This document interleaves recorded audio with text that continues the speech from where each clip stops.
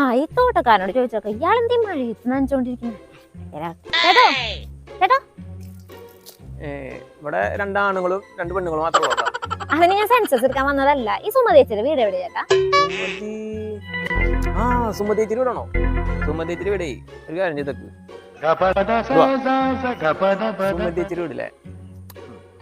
സുമതിയുടെ വീടേ ഇപ്പൊ നിങ്ങള് കയറി വന്നില്ലേ, ആ വന്ന വഴി നേരെ എങ്ങനെ പോവാ, ഒരു പറമ്പ് കാണാം. ആ പറമ്പിന്റെ അവിടുന്ന് മറ്റേ ഇതുപോലെ തന്നെ മണ്ണിന്റെ റോഡ് തന്നെ ഉണ്ടാവും. ആ റോഡല്ല ചെറിയൊരു വഴി. ആ വഴി നേരെ പോയി കഴിഞ്ഞാൽ ലെഫ്റ്റിക്ക് ഒരു ചെറിയൊരു വഴി വേറെ കൊണ്ടുപോകും. അതുകൂടെ കുറച്ചാണ് പോയി കഴിഞ്ഞാൽ ലെഫ്റ്റിക്കും റൈറ്റിക്കും 2 റോഡും.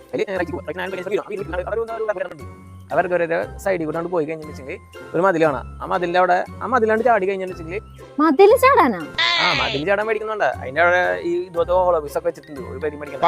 അങ്ങനെ മതിൽ ചാടി കഴിഞ്ഞിട്ടുണ്ടെങ്കിൽ കുറച്ചുകൊണ്ട് പോയി കഴിഞ്ഞാൽ വേറൊരു പറമ്പാണ്. ആ പറമ്പിന്റെ അവിടെ ആ പറമ്പിൽ റൈറ്റിക്കും ലെഫ്റ്റിക്കും ഒരു പിള്ളേര് ഒരു പാലിന്റെ ഒരു ബൂത്തുണ്ടാവും. ആ പാലിന്റെ ബൂത്തിൽ ചോദിക്കണ്ട. അവരായിട്ട് ഞാൻ കഴിഞ്ഞ പ്രാവശ്യം ചെറിയ അലമ്പുണ്ടായത് ഇതൊരു കാര്യം. ആ പെട്ടിക്കടയിൽ ചോദിക്കുക സുമതിയുടെ വീട് ഏത്. അപ്പൊ അവര് പറഞ്ഞത് ഓക്കെ. ഇതെന്തോന്ന് വഴിയത്? ഇയാൾ എന്തൊക്കെ പറഞ്ഞേ? കുറെ ലെഫ്റ്റ് റൈറ്റ് ഒക്കെ പറഞ്ഞു. ശരി ചേട്ടാ, അപ്പൊ താങ്ക് യു ട്ടാ. ഇയാളെന്നാലും എന്തിനാണോ മഴയത്ത് നനയ്ക്കുന്നത്? മണ്ട ശമ്പു.